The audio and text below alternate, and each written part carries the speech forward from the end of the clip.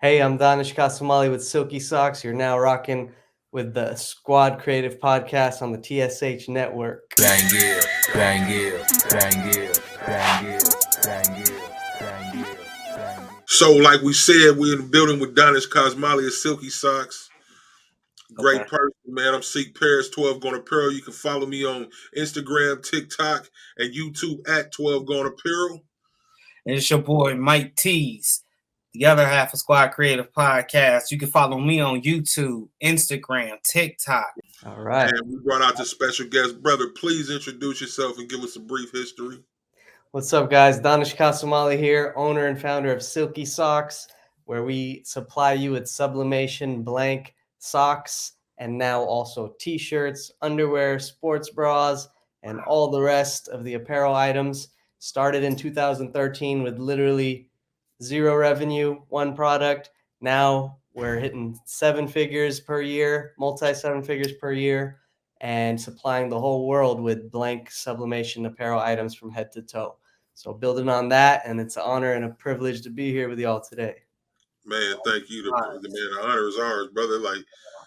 So I just need that peace, man. I need that peace, man. I know people, I've seen your story, heard your story, but we need that peace, man. So 2013, Dannesh and a pair of socks, man. How'd that work out?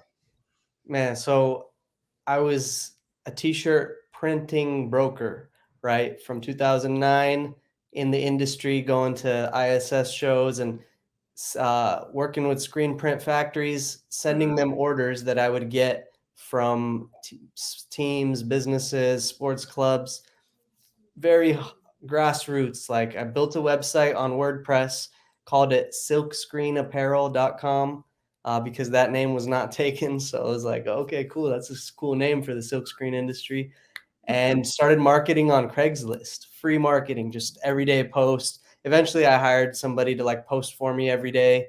But real, people marketing for me, like found a guy in like India through the internet to do it for like a few, $30 a month or something crazy cheap like that. Right. But basically being really resourceful and getting orders and dishing them to screen print factories, then starting to go to trade shows like ISS show, Impressions Expo, learning about embroidery, screen printing, sublimation, DTG, HTV. So within a few years, I was very familiar with all the technologies, right? And started even importing products from China for certain clients, started traveling to China as well, getting acquainted with factories out there. Then 2012, before the launch of Silky Socks, I'm starting to hear about these custom Nike Elite socks selling for like $40 a pair. So many of my kind of friends would like, and people I heard about, they would shop these Elite socks for like just the plain white ones for 14, and then they would get them printed or do a print on them if they were in that field and sell them for like 35, 40, right? And I was just like, wow, this is crazy. And me being in the basketball kind of world of like, just as a passion, I started seeing people wearing these Nike Elite socks and just going crazy over custom Elites, right? And then that craze. So one day I took one of our sock samples that I was importing for a client. And I just thought maybe I could try sublimation printing and see if it'll work on our sock, right? So I take it to a local sublimation printer and ink supplier here in LA called Jantex Inks. And they invited me down to test it. I told them, hey, I got a sock I want to test. I just want to see if it works. And they're like, yeah, bring it down. So I go there and we put a pattern on it. And I'm not expecting it to work because I didn't even check the material, to be honest. I'm really not expecting it to work. And we pressed the thing, bro, and it just came out vibrant, like insane. You feel it, and I'm just like, holy shit, it worked. Come to find out, it's like a polyester athletic material on the leg part, and the foot part is cotton. And we were obsessed with the comfortability of this sock because it had a cotton thick foot. It's like, man, this is super comfortable sock. But I did not know the print was gonna come out that amazing on the leg. And on the foot, it didn't really work, right? Because it's cotton and sublimation print doesn't work on cotton. But on that polyester area, it was just like so vibrant, like more vibrant than the Nike Elite, right?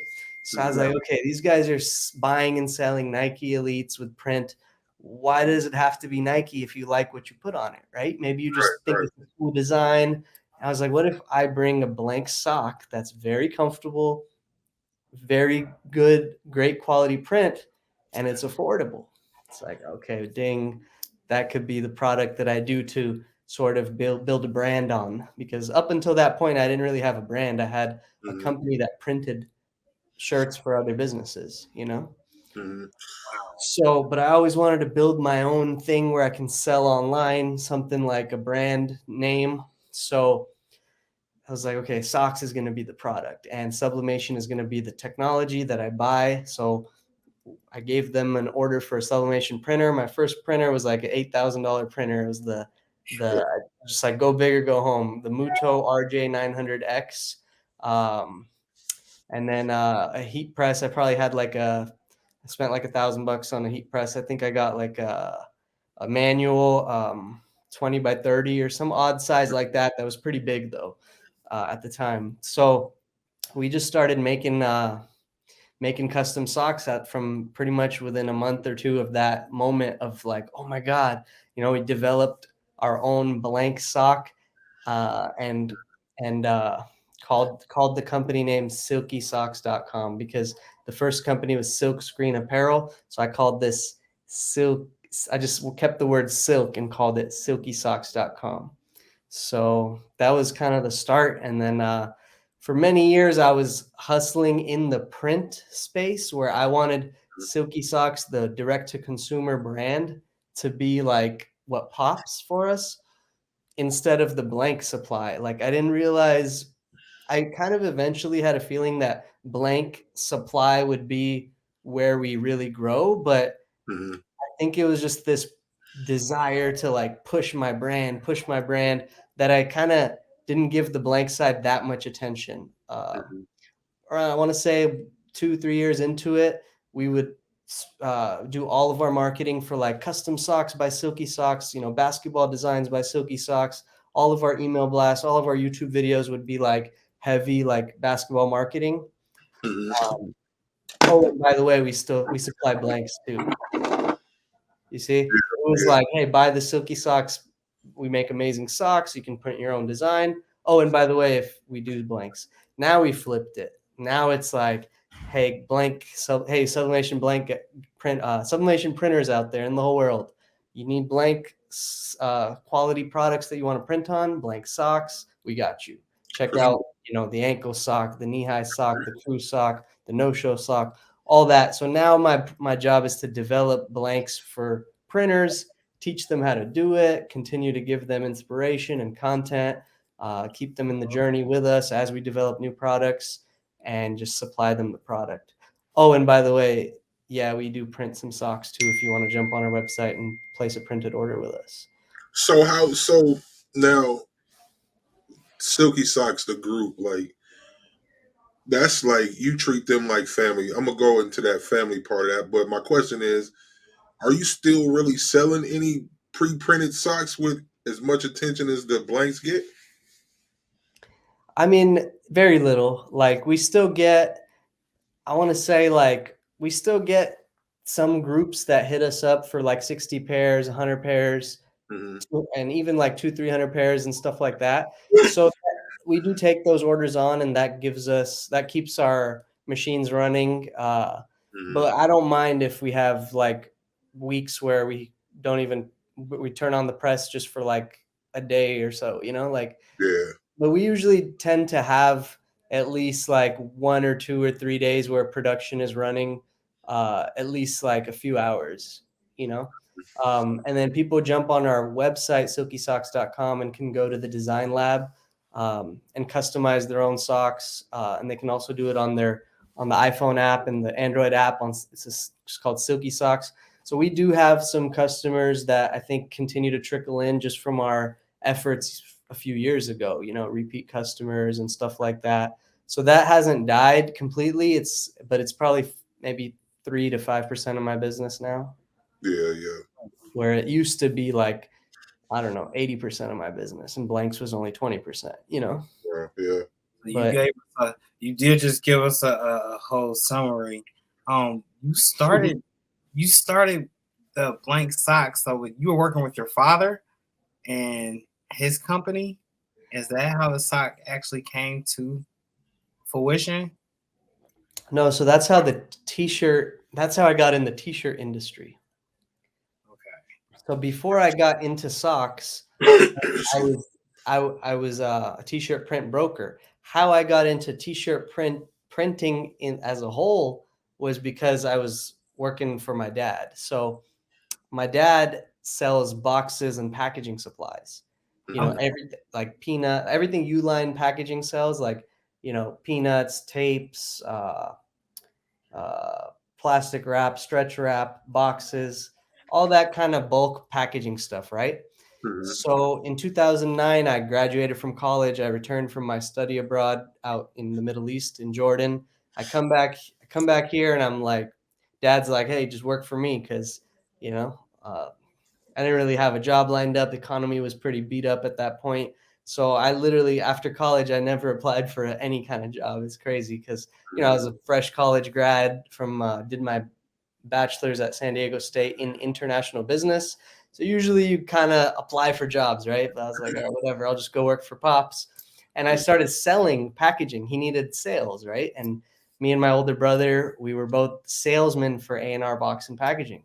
So as I'm selling boxes to our client base, come to find out my dad has a huge client base of screen printers in California. Like all the major screen printers buy boxes and shirt bags and stuff from A&R Box and Packaging from my dad's company. And he's been in the industry since like 1990. So he's a veteran. So people are like, they know him from back in the day, and then, you know, they appreciate meeting us, and they're really friendly people everywhere I go. And I start visiting these customers, and I just started spending some extra time watching the screen print machines running, like just that and the roundabout noise, and I don't know, something about it just kind of like caught me, right? Like it was just like, this is dope, you know. And I think I like the artistic element, you know, this how you know, design shirts on the screen. Every screen gets its own color, and just like graphic design, film, darkroom, all that. It's just like, this is cool, right? So one day, this nonprofit organization needed, I was volunteering for them and just kind of helping them out on the side. I'd go to a meeting here and there once a week, just kind of see what they needed. They needed someone to make 1,000 shirts. So I was like, oh, I could help you guys with that. I have some connections. So that was my first order for shirts. It was 1,000 shirts. I was involved in the design, the mock-up, everything, and got the shirts made, spent a couple weeks with the factory and really got tight with them, and then delivered the shirts and didn't make a dime on it. It's a nonprofit organization. I did it for free. They just gave the money. I gave it to the screen printer, right? But that was the start, because within that same week, that same day I delivered the shirts, people in the organization were like, yo, Dannesh, these are dope. Can you make shirts for my business? Can you make shirts for my construction company? Can you make shirts for my, you know, restaurant? And I was like, yeah, I got you. Then I was like, okay, I'm going to make a profit on these orders. Yeah, for sure. So that's the start of the hustle. So imagine after that, I got a 50 shirt order, made like $2-3 a shirt. Boom, $150 for just kind of mock up and buying blanks wholesale, dishing them to the printer. Printer gives them to me. I deliver them to the customer. Just rinse and repeat, rinse and repeat. Made that website. Let's say I had like 10 orders a week going for that. Boom, that's $1,000 to $1,500 a week, you know? All without no screen printing equipment, heat press, nothing at all. Nothing, just a hustler spirit, just good customer service, just a desire to like do something, you know? So from $1,500 a week to a multi-million-dollar company. That's crazy, man. So I want to talk about your group, your team at Silky Socks, man. It's like you talk about your parent, your mother a lot, your father a lot. Family is an important thing to you. And so with the Sharks, I want to know about that name too. If you can add that, why are they the Silky Sharks? But you treat your sharks and your workers and your family as the same. Can you just talk about that a little bit? Yeah, definitely. So what Seak is talking about is our Facebook group, Sublimation with Silky Socks. I'm in there every day, 3, 4, 5 posts a day, answering all the comments, engaging, trying to show them more of behind the scenes and whatever I can share to bring light to not only our brand and our products, but also just the entrepreneurial hustle, the business side, the success, motivation, try to like spread that through to them. Yeah. I mean, it brings me just passion to, and it gives me a high sense of purpose is what I've realized for myself. Like, it's like the days I don't post or I procrastinate on posting, I don't feel that good. You know what I Yeah, mean? And then when I actually start talking and posting and getting a few cool posts up, all of a sudden it feels like I did my duty that day, or I did my piece that day, you know? sure. Yeah. And then to see the response from them is just like so amazing. So, but back to your question on like, why do I treat them like family? Why do I treat my employees like family and family like family? I heard a long time ago this idea of work-life integration. Hmm. So people say work-life balance a lot, but that's more of like an employee mindset, right? Like, Right, you go to work, 9 to 5, and then you clock out, and then 6 to 10, you're with your family. You're not thinking about work, right? right, And Saturday, Sunday, you're not thinking about work. You're just hanging out, family, whatever. Like, and that's beautiful. That's fine. But there's this other idea called work-life integration where you realize that if you run a business, like you, you don't really split the two. You just try to integrate the two and create a life that you work and you enjoy, and you sort of have fun and you're productive in the same space. You know what I right, mean? right. Like, so building on that, like, I'm not gonna treat my customers like, okay, I'm only with you now, and then when I clock out, like, I don't even want to talk, like, Right, you right, don't matter kind of thing. No, like, you empowered me to be in a position to supply you with these amazing products, and you supported me when I dropped all these dope products. Now I'm gonna continue to just be there and treat you with with love and respect. That's it. for And sure. That's the love is just attention. Like, boom, like, here's a answer to your comment, here's an answer to your question, here's my next post. And I just found that to be more rewarding than like running my business and then like just like, I guess you could say, shutting off and just hanging out with friends and Hmm. being like pretending like I don't have a business, like Right, I think that employee mindset does that. You work your 9 to 5, you kind of keep your distance from your coworkers a little bit, and then you have your friends, and you're like, you really live for your friends. You don't really care that much about your coworkers, sure. but you just pretend like you do so you could get that paycheck and all that, right? Like, Sure. I I feel like I couldn't. It just that it was an inauthentic lifestyle for me, Hmm. absolutely. So my truest authentic self said, I'm going to be me 24/7, and that means when I'm with my family, of course I'm going to try to be there for them, but I can't be with like, I don't want to be with them day and night all the time. Like, I need some space to go be productive. Okay, Hmm. now I'm with my employees. Hey, let's try to be productive here. What can we do to serve this product clean, neat, efficiently? How can we make videos? How can we, improve the packaging and the operations? And boom, that's my employee space. And then with my Facebook group, it's kind of a little bit of everything. Like, hey, how can we motivate each other? How can I teach you? How can I help you? Hey, these are the sales I'm dropping. You guys copping product, like, so it's just an ongoing discussion. And I feel like my whole thing is I integrate all three, and try to give attention to all three. So you could call it balance in the sense that every day I have a little bit of all three. Yeah, And then the whole like friends aspect that have nothing to do with my business, I'll still go and hang out with friends here and there, but I'm not the type that's seeing his friends every day. Like, yeah, maybe once a week, if that. Usually it's like once every 2, 3, 4 weeks. just to kind of socialize a little bit and make sure I'm not like all, just work and family. I gotta again, try to balance it out a little, but I fill myself up by like going to the gym and making sure I serve get a sweat in, and kind of feel like that'll help me have energy for the rest of my life if I do that consistently. And I'll take a lot of like walks and do a lot of coffee time and just kind of think. And those little reflection moments when I'm alone at a coffee shop or at a park and just taking a walk, those are when some of the best ideas come, Yeah. Yes. Real Sure, quick.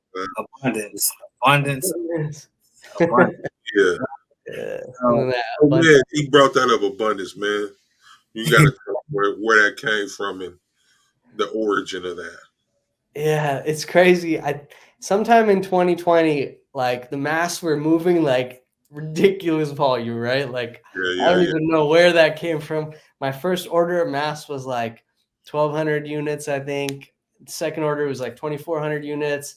Third order was like 4,800. Fourth order was like 12,000, and then the fifth order, I was like, "Fuck it, dude! I'm just gonna get like 60,000." Like these things are flying. Yeah. And then at some point, I think I listen to a lot of motivational speakers. Like every day, it's in my ears through. I have YouTube Premium, so there's no commercials, and you can play it in the background while your phone is even off if you want, or in another app. So I constantly play like Bob Proctor, he's a big one. Gary Vaynerchuk, Tony Robbins, these guys, Earl Nightingale, some of these classic motivational speakers. But Bob Proctor is probably the biggest one. He's constantly talking about abundance, right? So one day, I think it was an Instagram story, I just threw my hands up and I was like, abundance, come on down. I was probably just thinking about this no limit mindset that these face masks were moving like so crazy, but the genius thing I did is I didn't put a limit on how many we could sell.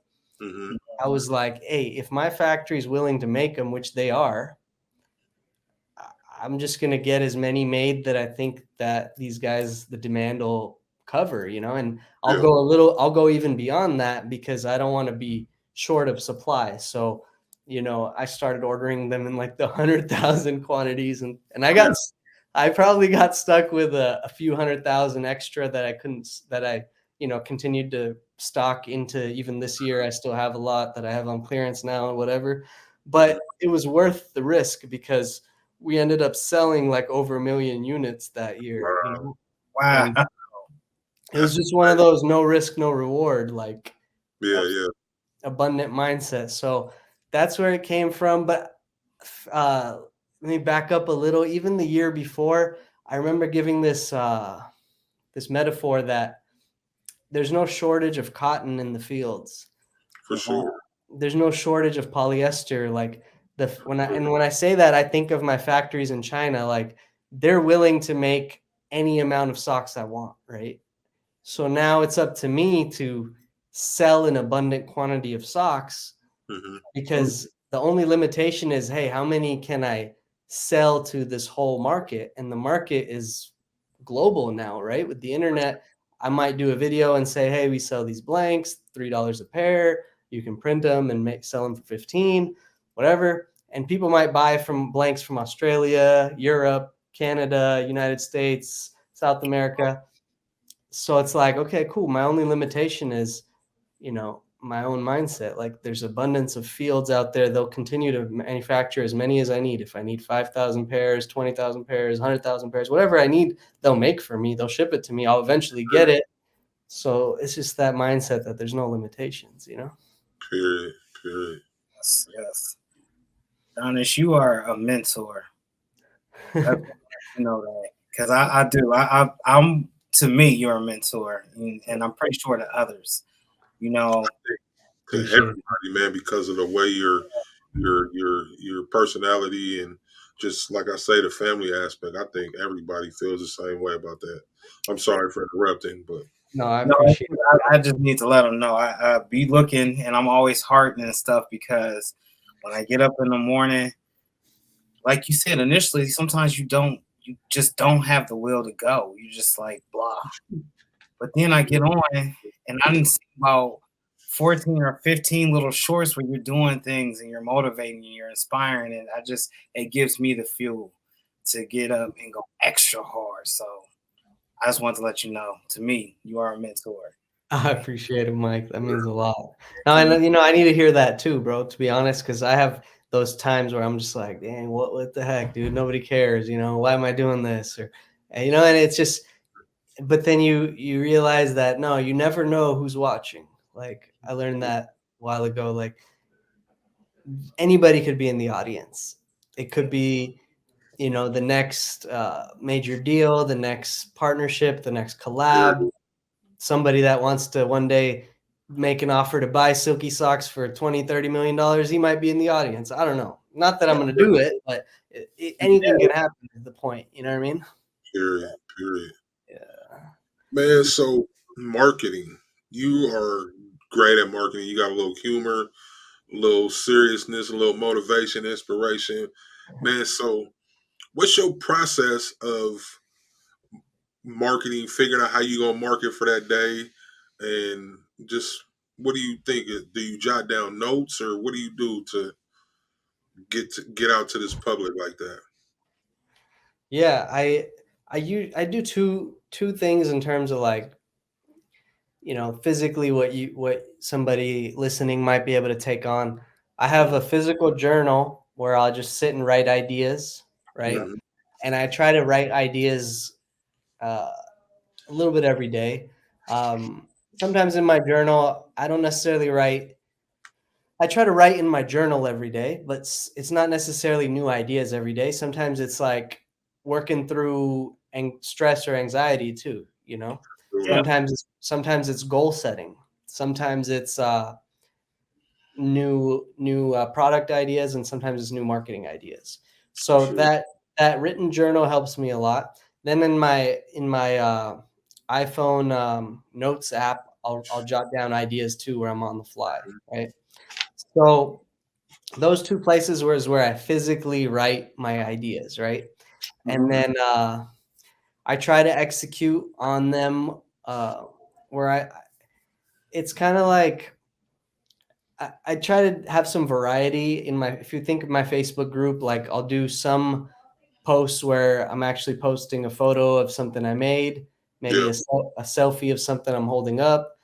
And then sometimes it'll just be a text post where you don't see me at all. Sometimes I'll use a GIF to be funny or get clever. And then sometimes we'll drop a video, like a TikTok that reposts into Facebook. So I think people enjoy that variety. You got to continue to give them that spice and that variety. But also what I've realized is everybody likes what's new. For sure. Everybody likes what's new. So if I'm coming out with a new product, they want to know about it. So Yeah. at some point, I realized I'm not going to keep secrets. Like, a lot of business owners, they like to do that, right? And my strategy is no. Share, tell the story, because it's a stay on offense strategy, Sheik. So imagine I'm developing a shirt, right? Mm-hmm. And imagine I have, let's just give a number, 10,000 Facebook group members, right? Mm-hmm. If I post the behind the scenes that I'm developing the shirt, like half of those customers might be really appreciative and Yeah. vibe with you and support you and be like, dope, I can't wait. This is sick. Thanks for sharing. I love it. But how many of those guys are going to copy you and beat you to the punch and take your business away? Like, Right. maybe two or three, if that, if any. I mean, because the world is innately abundant, so you don't have to really worry about that. But let's just say two or three copycats in the group, right? For sure. What most business mindset people will do will be like, nah, I don't want people to copy me. I'm going to hold it in.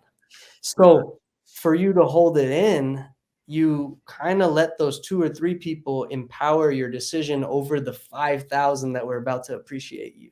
Period. That's a clip. We're gonna cut that one out. Yeah, that's for sure. And then one step further, the moment you say, screw the two or three, let me empower the 5,000, and then you actually go and post, Yep. you post 2 or 3 things, guess what? The conversation's going. Now your next post, you're going to have energy for your next post. You're going to have inspiration for your next post. But if Sure. you let it stop you in the beginning, now you start to get sort of stale and you're just like, what should I post about? I don't know what to do. You see? For sure. Yeah. Makes a lot of sense, man. Yeah. New product, t-shirts, sublimation t-shirts. Listen, I believe you changed the game with those t-shirts, man. Yeah. Because like I'm a big dude, and the shirts I got from you at the impression show, like I can put the shirt on and my nipples and my belly button ain't showing. You know what I mean? At the same time, they fit very well. And I had a 3X, and it was a real 3X. There wasn't, I didn't feel like I was a script or nothing putting it on. Thank you, man, for that. Thank you for making me feel that way. I'm just being funny, but seriously, man, those shirts I do think are a game changer for sublimation. Can you talk a little bit about those? Yeah, absolutely. So I don't have one on with me here because I'm here in a co-working space, but you can see them on YouTube or our website, silkysocks.com. In the shirts section, you'll see a bunch of reviews and pictures of customers printing theirs. But basically, I wanted to make it, first of all, like thick, right? Yeah, Because most of the shirts in the sublimation industry, I would describe them as papery and thin. After you press them, they feel like sort of just, like a like papery feel, not too putting a goat soft. skin on or something. Yep. Yeah. So, and for those familiar with the specs, like a lot of the shirts are 4.5 ounce. Yeah, So we ended up making this a 6.8 ounce. Okay. That's what gives it that that thickness, and it's not see through. tight. Yeah, it's kind of like a heavyweight shirt, but it doesn't feel too heavy Yeah, because it is that soft cotton feel polyester material. So it's a 95% poly and 5% spandex, and I think that 5% spandex gives it that stretchiness, yeah, Yeah. yeah, and it still retains its softness. And one thing that I love about it the most is after you sublimate something on it and you pick it up and you feel it, it feels the same. It yeah, doesn't feel like it got that stretch taken out of it. Yeah. yeah, Yeah, you know what I mean? Or the softness yeah, hasn't left the for shirt. sure. The other thing we wanted to make sure is the armpits lay flat. So you'll just put the shirt down and the armpit already is just like curved. So it's got that curved engineering for the arm, and then smooth neck collar, and basically some shirts is crazy because we've been sublimating for shirts for years for our direct to consumer division, but some of the shirts we'd buy, my staff would always be like, I can't lay it flat, so the Mm-hmm. armpits would be wrinkly, so that was a major thing. I just wanted to solve that problem right away. Mm-hmm. And then ultimately, it's two things that I always check for is printability and wearability. If Yeah, it if it prints amazing and it's like a vibrant sublimation print, passes my check. And if it wears comfortably, I wore the shirt to a gathering with friends the other night, and I wore it to the party. Like I wore it for the whole night, and I never do that with any other like 100% polyester sublimation shirt. You always, because you want to be comfy, and I felt yeah, good, comfortable. So it passed my printability, wearability checks. It passed the thickness check and the softness check. And after that, I was like, hey, let's go for it. So, for sure. And like I say, man, you don't feel like if you walk in front of a light, people gonna see your body or nothing, man. oh yeah, that see-through nature. We just seen at the Impressions Expo the baby socks. Could you talk about those? Yeah. So the infant socks, super cute little tiny little pair of socks. We have them in 3 sizes: 0 to 6, 6 to 12, and 12 to 24. And I mean, it surprised me, but we've sold out of 2 shipments already, like within an hour or something. Shit. And of course, they weren't like huge shipments. They were kind of like few boxes on each shipment, but the customers they want to bless those babies, man. So Before that, the smallest sock we carried was like a toddler youth sock. Yeah. But we never had anything for the infants, and people were asking about them. And every time again, in my Facebook group, I'd be like, do you guys want baby socks? And they'd be like, yes, yes, yes, please, please, please. And I'm like, okay, we got a market for these. We got a demand for these, Yeah. And then we put grips on them, which is really dope. On the bottom of the feet, they have these grips that you could actually press, and you take them off the press, and the grips retain their thickness. And for obviously not all babies are going to be walking, but the 1-year-old plus, they need to have some grip, because if those babies fall, like, we don't want to see that happening. So it was really cool to do that. And now I'm waiting on the third shipment in another week or two, and hopefully we'll have it in stock for everyone after that. But they're moving fast, and the customers love them, so it's an awesome thing. But again, they want what's new, man. So once we release something new, everyone wants it. And then the challenge becomes then on my reorders, making sure I order enough. But if I order like way too many, then the supply tends to sit for like 6 months to a year, sometimes maybe a little longer than I anticipate. But so for me as a business owner, the balance becomes like how many to order. So I order a good amount, a healthy amount, but not go crazy over it, where maybe it ties up shelf space and money we want to put towards new items and the next items. So Right. yeah. See, I figure those baby socks, man. I can see that's a space for those. That's a unique product, and you can customize them all, because people go crazy when they have their first baby, especially the first baby. Yeah, when we was having our children, I would have. Yeah, man. Where was that when you were having your kids? I know, huh? Yeah. Yeah, man. So, how do you, besides the people asking, how do you go about picking a product? Like, if nobody requests anything, what do you say? How do you figure what's next? That's a good question. So I kind of I drew the human body, right, in like a few graphics, like a stick figure, and I was like, okay, where can we cover? Okay, what should we put for the head? The face, the neck, the body. Then we go down to the underwear, the legs, the feet. And that's kind of where I start. And then at first, I wanted to do socks and accessories before shirts, right? So for many years, it was, let me do, because socks is considered an accessory too. If you jump on different websites, they'll call accessories socks. So I was like, okay, first the socks category, let's build that out. Let's do the different kinds of socks that people wear, because now, we started with these crew socks, right? I got a couple right here. So this is the pink bottom where we sublimated the top, but we have this in all different colors now. It started with a black foot white top, the original one, but now we have it in all different colors. But after the crew length, it was like, okay, the knee high. Then it was like the ankle. Then no-show socks, surprisingly. At first, I was like, I don't want to do no-show socks because you can't even see them. You put them in your shoe, right? But everybody wanted the no-show socks, and they're now one of our best sellers. It's crazy. So I think my motivation was just develop a bunch of different kinds of socks, because I am Silky Socks. I need to be a leader in the sock category. I can't be Silky Socks and just have one kind of sock, and then maybe other companies have like 4 kinds of socks or 3 kinds of socks.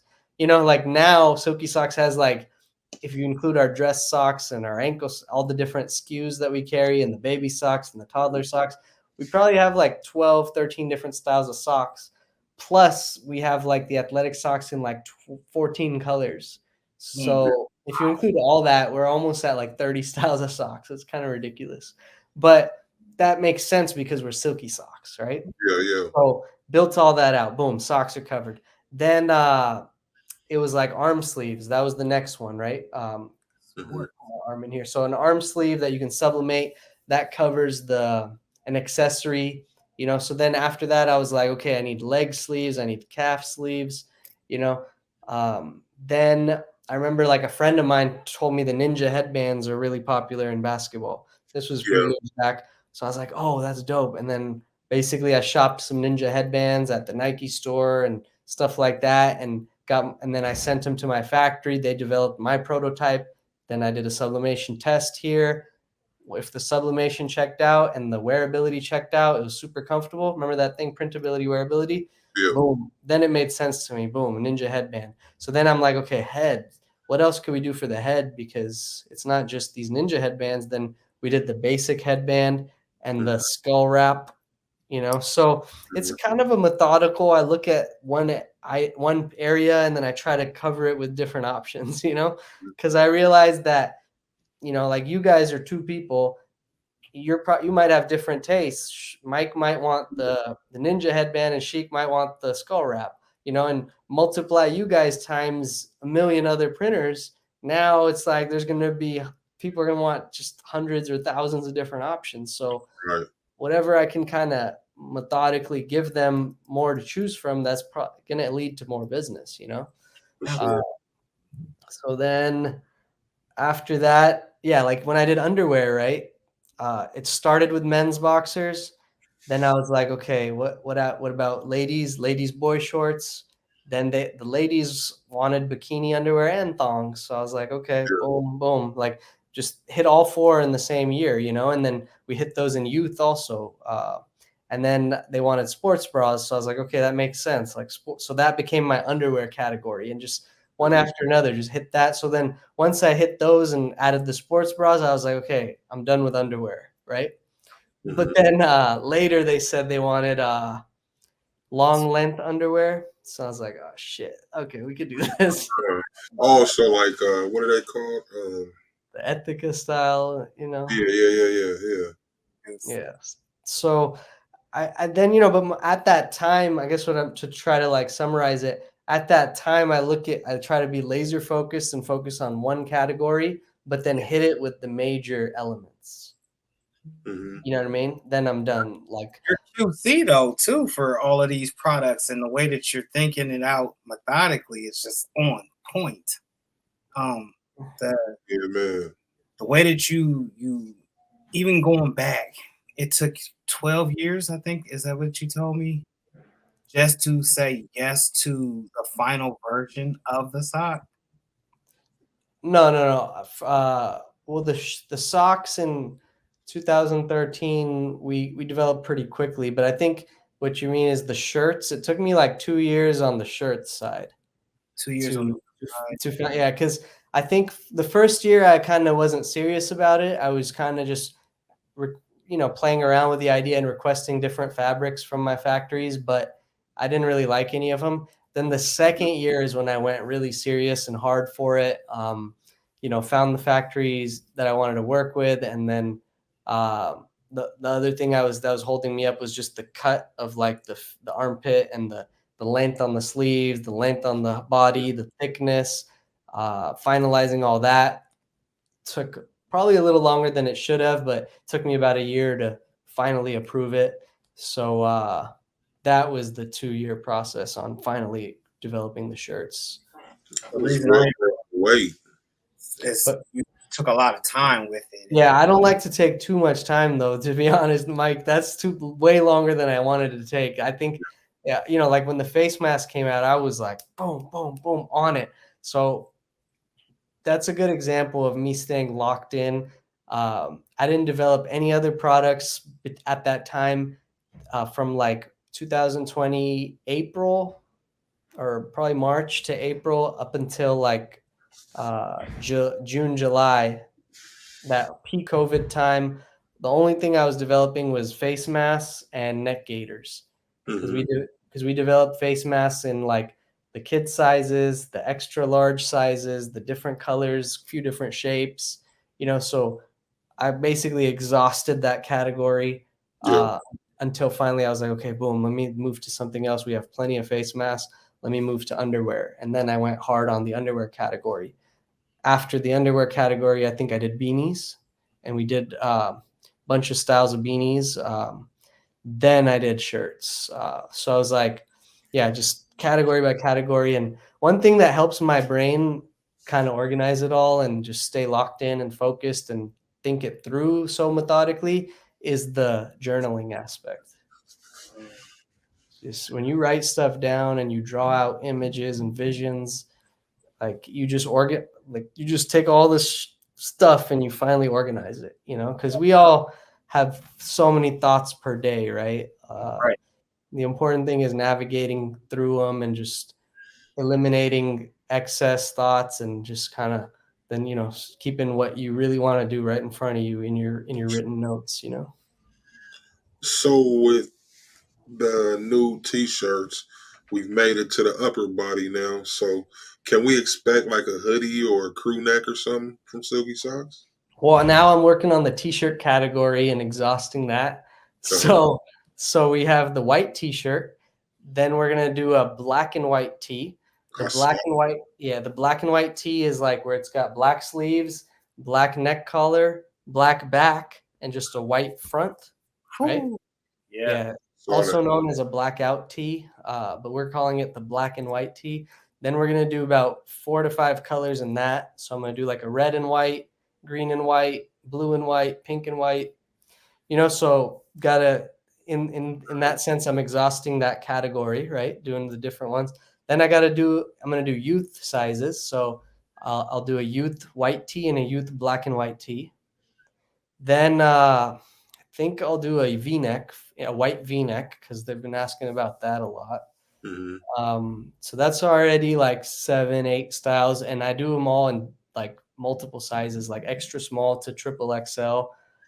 Some people are asking for 4X and 5X, so I may do 4X and 5X in the white and the black and white, just to give them for those main sellers, Then after that, it'll be interesting because they're asking for baby onesies. So I'll see what's up with that. Although I don't know about how usually they have like a metal button on them. Yeah. So those kinds of things, we'll have to get clever with it and see how we can, I don't know, cover it or just somehow make it work. Just don't call it a onesie. I know something else too about the onesies. When we first started up, they didn't even have metal buttons. It was just Velcro, and you pull it up and our children was rough. Pretty soon they're going to be asking for Sublimation diapers too. Like $50 a diaper. I'm surprised, man. But the reason I said don't call it a onesie, it's that the onesie is actually a brand name trademarked. So keep that in mind. I heard a story for whatever reason. It won't come to me, but the onesie, somebody sued a company for calling it a onesie. I can't think of the first person who's the main person for the onesie, but that's a trademark name. They're not actually onesies; they're baby bodysuits. Gotcha. Have to keep that in mind. Yeah, baby bodysuit. Yeah. I'm sure we'll come up with a clever name. But to answer your other question, are we going to do hoodies after that? I don't know. I want to see where we're at once we're done with this shirt category to then maybe see what's next in store for Silky. But we are doing we did the ladies leggings. I know, Mike, you asked earlier about ladies leggings. So those are like pants for ladies. First time we did something like that. Now we're following that up with biker shorts for ladies. Still in development, but it'll be like our leggings, but of course cuts above, like a little bit above the kneecap. So it'll be like a halfway down the leg kind of thing, like a bike, like a short that they could wear, but different than our boy shorts, which is more of like an underwear. So another idea I thought of was like men's sweat shorts. I think that would be pretty hot if we can figure that out. Yeah. Those will be, I think that'll make good money too. Yeah, man, we got to give something for the dudes. We are sampling some swimming shorts. If we can figure that out in the next month or two here, then I'll airship a bunch for summertime for the pool. So those are some things kind of haven't really gone big on the announcements yet, except kind of let the people know that I'm working on them. But I'm still kind of going through prototypes and stuff like that. That's dope, man. That you sell I mean, I'm gonna say this: bless your whole body.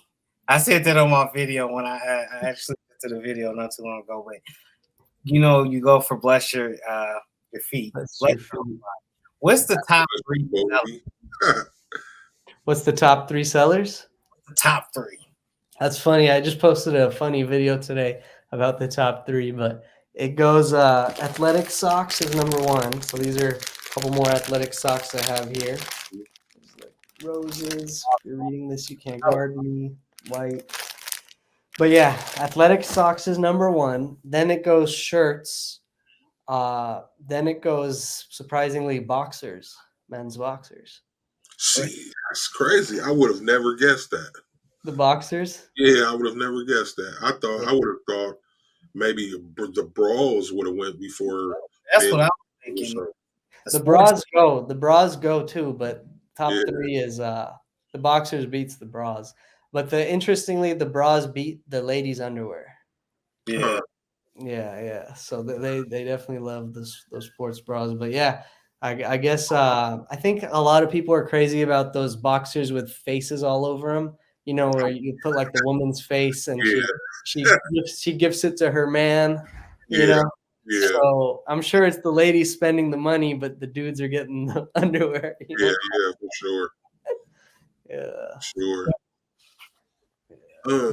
So it's so many different things like sublimation, and then like you mentioned showing the body. Like I'm just looking at the body of all type of stuff that could be done. Man, we need some Michael Jackson gloves. It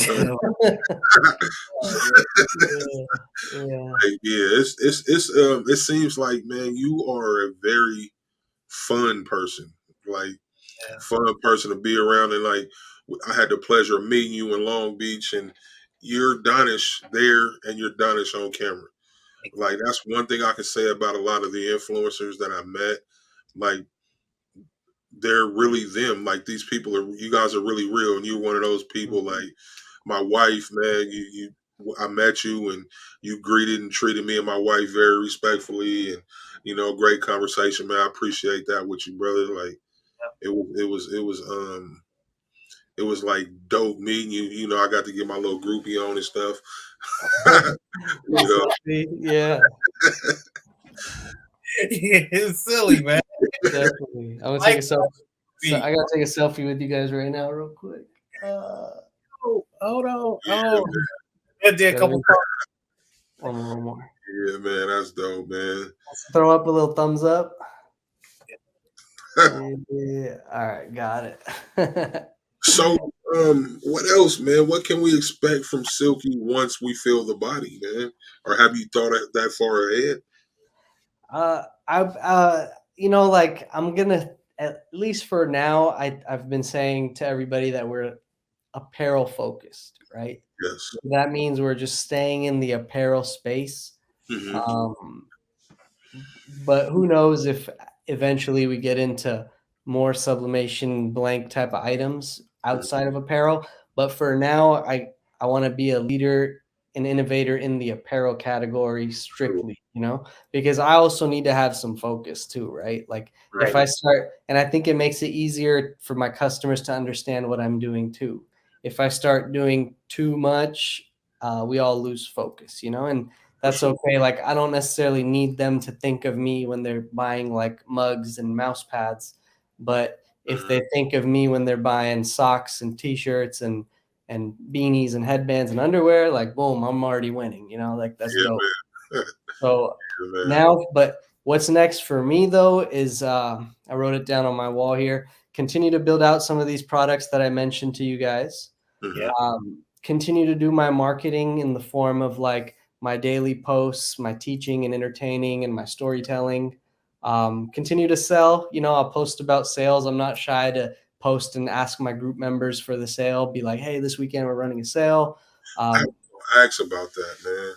You run a lot of sales, and so I'm just curious why, because they're you run them pretty often, and you don't see that companies do that a lot. Yeah. So here's the thing. Jim Rohn says this, don't respond to how you think it should be, respond to how it is. Period. Right? Like Period. I allow everyone to get a wholesale account where they can shop 50% off anytime. Mhm. But then I run the 53% off sale where they could save just a little bit more money, right? Mhm. And my human nature, like brain, wants me to be like, man, they should just buy without the sale. I don't need to run a sale. I'll just want them to shop at all times consistently. Mhm. But the reality is the consumer, the end user, they get enticed by the sale and they love the sale and Yeah. they want to shop during the sales to save a little bit more, Yeah. right? So me as the business owner, if I respond to what I think they should do, I lose. But if I respond to what they actually do and just serve that, Mhm. they're gonna feel happy, and I'm gonna sell more units, and we're all gonna win and Period. feel good. So I try to think of how it is and respond to that instead of like, dang, it should be like this. I'm just gonna do this and be stubborn about it, or be like, not even stubborn, but just I guess you could say do it my way or the highway, however you want to label it. Mhm. But I noticed that they love the sales and it Mm. brings in a spike in revenue for us. So I was like, okay, I'm going to continue to do that. But if you have a wholesale account with us, you can shop 50% off the listed price on the blanks anytime. So you don't, what the benefit of that is, you don't have to wait for the sales. You can shop Period. and cop whenever you have orders, whenever you want. But if you are a person who just kind of wants to stock up and just get the best price, then you'll shop during the sale. And I noticed that it's just important to do that because it keeps the energy going and the conversation going too. Because if you just have one consistent price all year round, it doesn't give you that much reason to talk about it again and again every month or every 2 weeks, or we tend to run it every 2 weeks. So now Yeah. every 2 weeks we have a buzz at least, plus whatever we have in between. So that's the benefit of running sales. If anybody out there that's in the internet e-commerce space or direct or selling product, I'll encourage you to run sales too. Like maybe a 20% off, a 15% off, whatever you can do. But if you're willing to grind and hustle and make those orders, then you're not going to feel bad that you gave some discount away. For sure. Yeah. Smart. Smart. Very Hmm. smart. And then, so yeah, for me, just kind of wrapping it up here, two more things. So I want to be consistent with this long term, with all my marketing and my product development, kind of my operations. And then the last thing I wrote down is I also want to enjoy it.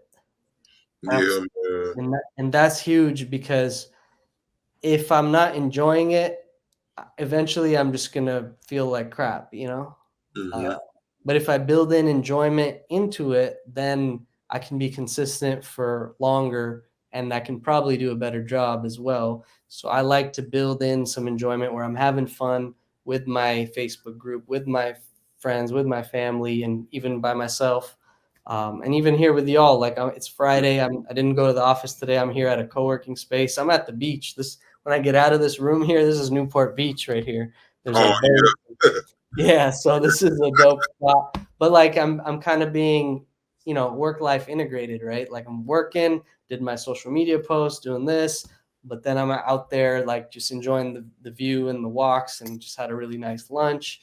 So it's like I wrote that down. That's key because I'm 36. If I'm gonna do this until I'm 50, and we're gonna continue to be successful and grow, Mhm. like the next 14 years has to feel fun, not just like, damn, this sucks. I'm grinding my ass off, Yeah.